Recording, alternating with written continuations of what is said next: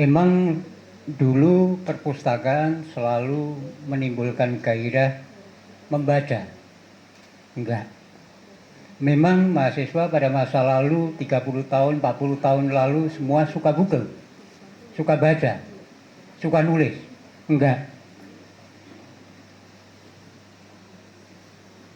Romantis banget nggambarke bahwa seolah-olah masa lalu ki kabeh seneng maca, kabeh seneng diskusi, kabeh seneng buku. Sorry Mas Bejo, sampai keliru muji saya. Enggak seperti itu. Sing maca ya gur iso diitung nganggo driji. Apa meneh sing nulis? Ya toh Mas Yusi. Gitu loh. Kalau teman-teman muda hari ini nih usia anak-anak saya ngegame, lah emangnya sing biyen ora ngegame. Emangnya sing biyen ora kasbuk. Nyongyang. Aku nyongyang Mas. Saurunge Martin lahir malah. Saya berhenti minum itu baru tahun 2000. Bukan soal moralitas, bukan soal ki haram gitu. Ora, aku ki ora ndek batasan kuwi sih. Ya. Tak hitung-hitung wae lah, aku pengen tuku buku kok tak mabuk. Tur wetengku lara gitu loh. Dadi aku leren ngombe, tuku buku. Gitu loh. Ora heroik, gitu loh. Ndak heroik. Apakah membaca Kayam puas ora, maca Sapardi apa meneh gitu kan. Aku nganti hafal jane sak bait kuwi sak padha tok kuwi. Aku ingin mencintaimu dengan sederhana seperti kata yang tak terucap oleh api kepada kayu yang menjadikannya abu. Apa kuwi digawa mati karo Sapardi. Kalau soal selera saya lebih memilih Wiji Tukul. Zaman wis ora butuh sanepan. Ngomong ke cinta terus yang kemudian digawa mati karo Sapardi. Takonono sampean ra iso wawancara karo api ning gone. Apa to sing diomongke api ning gone kayu sing dadekke abu. Ini anak kandung Orde Baru, termasuk Afrizal Malna barang kuwi ya anak kandung Orde Baru macam itu. Sok-sokan ning jane ra wani ngomong apa-apa kan gitu. Tapi engko ning gone Jerman kan diwartakan nih lho eksponen yang melawan Orde Baru. Macam Ayu Utami gitu loh. Iya kan? Memang Ayu Utami ki nglawan Orde Baru kapan riwayate Martin? Ngono lho. Engko gek-gek sing nuliske novele Ayu ki ya Gunawan Muhammad, Nirwan Dewanto, Sitok Srengenge. Ayo. Kuwi kecurigaanmu kan ngono to, Martin? Martin ki kan rak wani ngaku wae. Pembesaran terhadap generasi sebelumnya itu bagi saya omong kosong. Gitu loh. Maka Martin ngecek-ecek. Yusri Salmana, Ibrahim Sinik. Ini loh, Ibrahim Sinik itu Gunawan Muhammad. Iya toh? Isin. Terus Margayam sapa kuwi?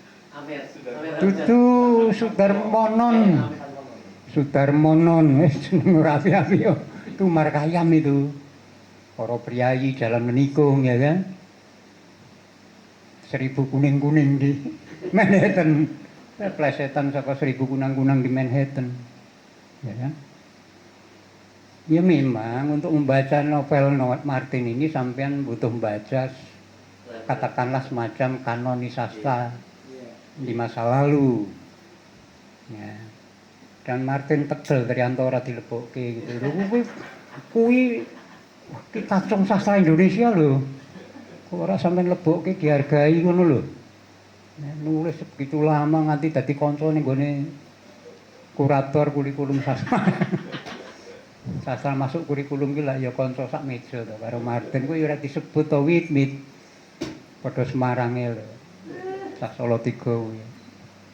Nah, jadi Mas Bejo, saya kira terlalu gampang memberikan pembesaran terhadap segala yang kemudian Anda angkat di masa lalu yang seolah-olah itu. Karena ning kene diejek kabeh karo Martin kok. Gak ono sing apik kok. Ibrahim Sinik, Amer Hamzah, ya. Saud Sitompul, arep ngomong Saud Situmorang Werawani. Dadi Saud Sitompul ya lah. Jeneng-jeneng sing disebut bener ada itu ya Chairil Anwar. Tapi ya dengan sinisme ala Martin gitu kan. Kemudian Darmanto Yatman, apa ya ini kene ya. Nah aku kok sisan buka wae teh, Gunawan Muhammad, Umar Khayyam, Sapardi Djoko Damono gitu loh. Toh ini novel yang tidak akan membuat Anda terseret ke pengadilan. Wedi temen wis dadi filsuf. Ternyata Martin ki ora kendel-kendel banget itu. Saud Situmorang, udah sebut wae. Nuruddin Pituin wani gitu. Iya, Nuruddin Asahidi karo Pituin, Narudin Pituin itu loh. Wis ketebak, cuma kok ya lah dudu awakmu lho ya. Kuwi Timur Siang Pamungkas. Dudu Timur Suprabana, dudu Beno Siang Pamungkas, kan gitu. Amah.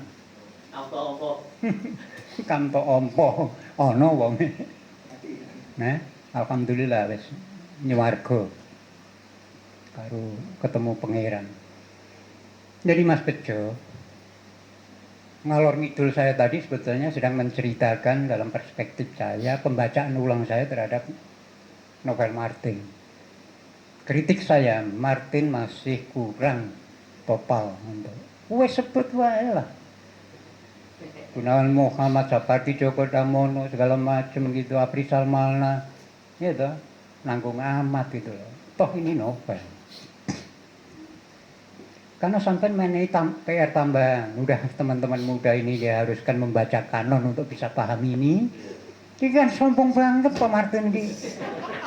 Untuk maca novel Gurwaya ngene kudu maca Sapardi, kudu maca Sapardi, apa Apri Salmalna, W.C. Rendra, W.S. lho kuwi dadi W.C. Ora apa-apa, aku ikhlas wae kok. Tapi saya lebih ikhlas kalau sebut nama apa adanya. Makin berterang itu, toh itu novel Mas, gitu loh. Ya toh, metaforik segala macam itu kan menjadi perangkat kebahasaan, gitu loh. Jadi guyone nanggung, mediocre, semenjana. Ini istilah ya semenjana. Kepapan tengah dulu. Iya, kulit aman.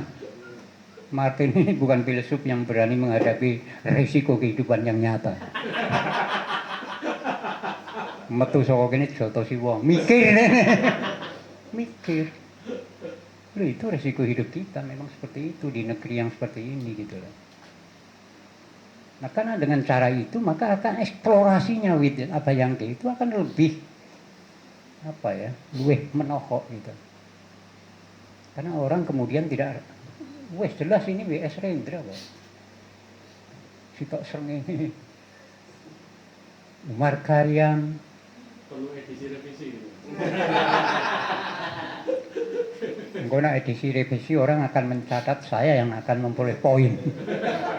Saake Martin. Saake oleh kuliah kesuwen. Terus siapa Sudarmono segala macam, Kunto Wijoyo sebut juga semua. Ya kan? Ahmad Tohari. Tapi ini kan kalau Akbar, sorry ya, sampai mesti baca semua dulu karya kanon yang disebut kanon oleh sastra Indonesia. Kori, Layun, Rampan segala macam itu ya. Baru klik sampean, baru bisa ketawa. Ya. Burung-burung ambiar segala macam gitu, burung-burung manyar. Ya. Pram aja yang enggak dipleset kayak hanya dia sebut Pram Rawani. Padahal kalau kau baca Pram juga dengan serius, kau akan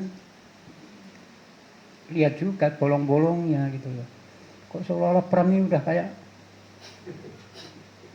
malaikat itu loh. Iya kan?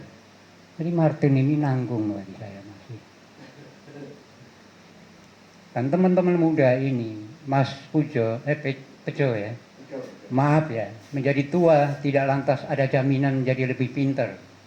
Menjadi tua tidak ada jaminan menjadi lebih bijak. Menjadi tua tidak merupakan jaminan masuk surga. Dan itu tidak cukup untuk menjadi semacam variabel determinan untuk menentukan arah sastra Indonesia, menentukan apa meneh arah negara iki. Negaranya harus dikuasai gerontologi, ya sama sastranya dikuasai gerontologi, tapi jangan lupa kemudian gerontologi yang macam apa? Nah ini yang harus kita persoalkan, gitu loh. Bisnis kata-kata, kan gitu. Ibrahim Sinik itu sugih kan mergo bisnis kata-kata. Sastra itu hanya sebagian dari kuasa dia. Gitu. Dan kita menghadapi perang, nah, ini nak nganggo cara Althusser kan ngono to. Iki rada ben kita rada sejajar karo Martin gitulah. Aku ya maca kok gitu kan. Perang kata-kata.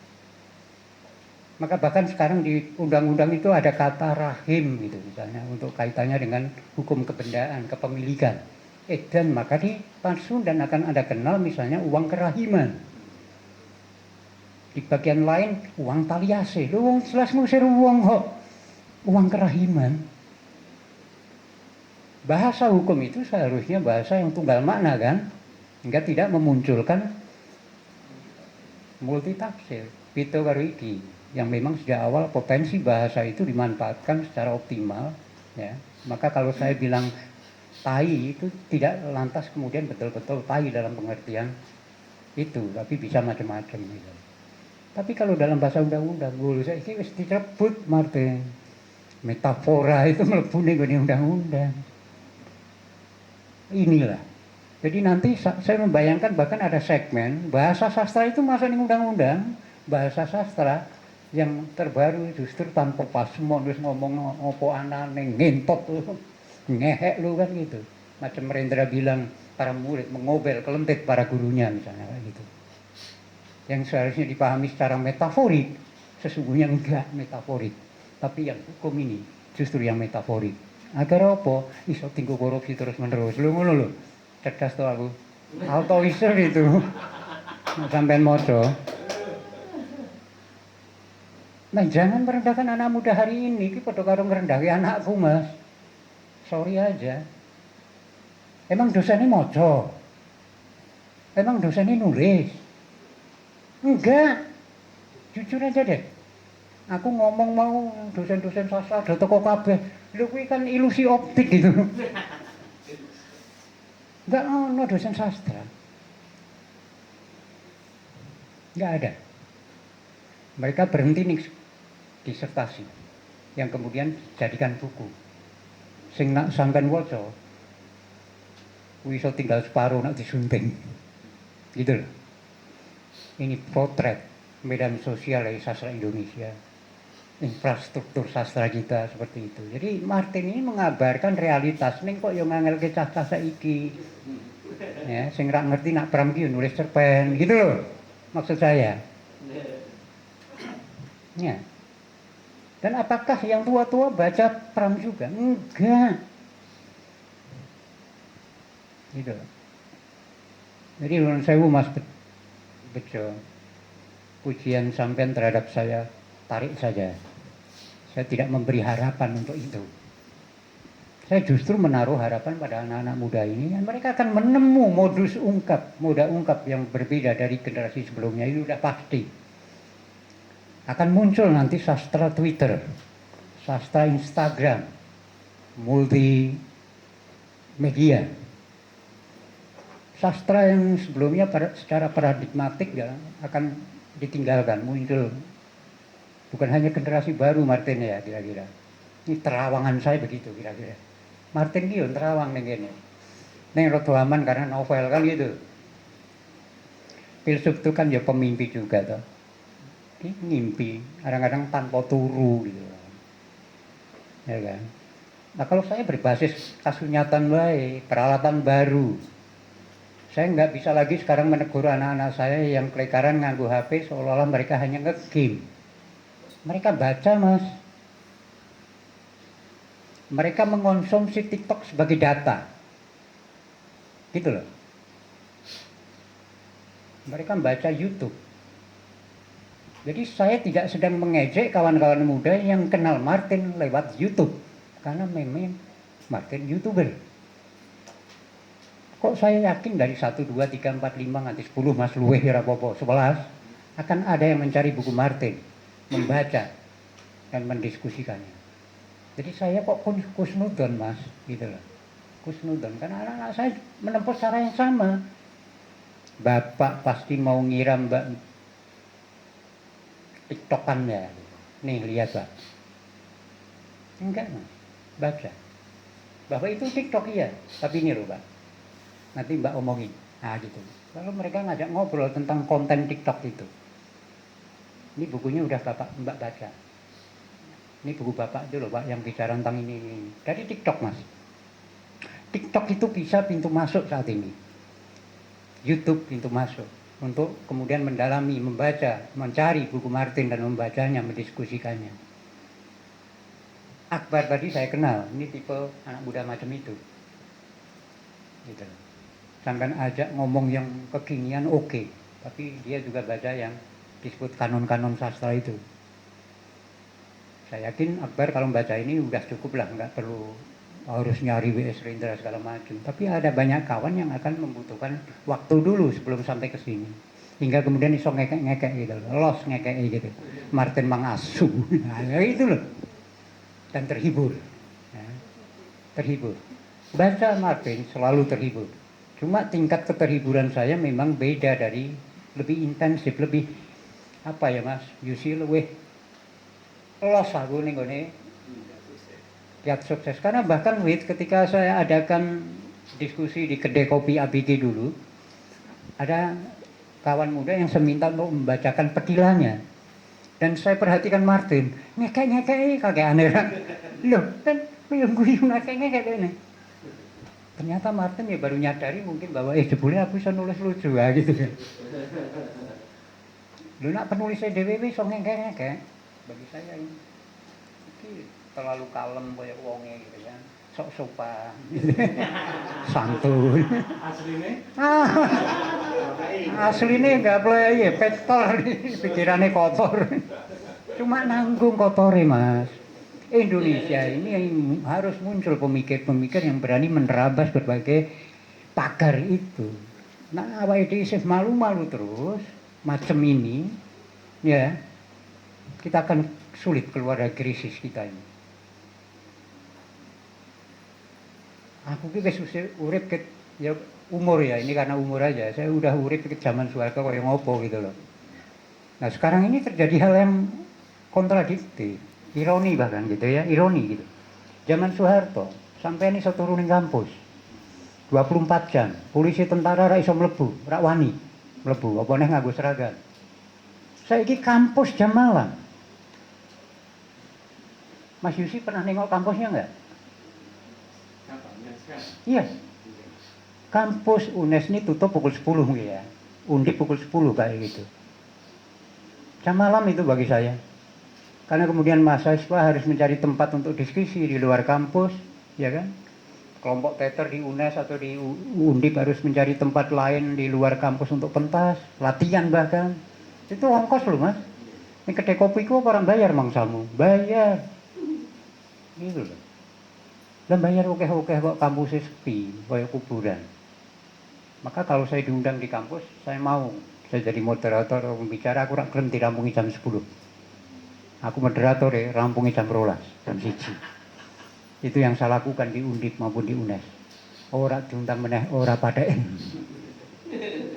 Undip bukan tempat penyemaian, bibit intelektual. Apa meneh UNES, apa meneh UGRIS. Sorry ya. Maka yang terbaik tidak akan muncul dari kampus. Justru anak muda yang berani mengeksplorasi media peralatan mereka hari ini, TikTok, segala macam itu, yang kemudian akan menemu moda ungkap baru di dalam sastra kita, di dalam film kita, di dalam seni rupa kita. Sepanjang orang, dan mampu memanfaatkan AI sebagai alat, bukan sebagai tidaku tulisannya gitu loh. Industri tulisan sudah terjadi, kecil-kecilan kayak industri rumahan. Sampeyan kan ya wis maca iklane Terelie to. Saiki Iwan misalnya iso nulis kanggo Terelie, itu kan dituku piro 5 juta. Engko jenenge Terelie. Maka kemudian Terelie muncul sebagai wong sing pinter banget ini nulis apa wae iso gitu novele. Karena sing nulis Widya Nuri, Adin, kayak juga Martin. Nah gitu Mas Bejo ya, nah nuwun sewu. Menjadi tua tidak lantas kemudian menjadi lebih arif, menjadi tua tidak jaminan bahwa dia lebih pintar dari yang muda. Tidak ada. Negara iki sing nyekel yang tua-tua dan rusak. Iya enggak? Arep rak ngakoni piye nyatane faktane ngono. Wassalam.